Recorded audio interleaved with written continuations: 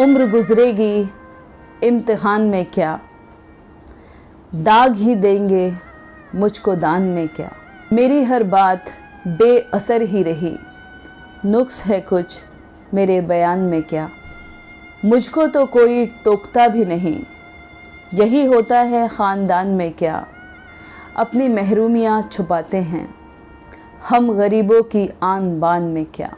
खुद को जाना जुदा ज़माने से, आ गया था मेरे गुमान में क्या।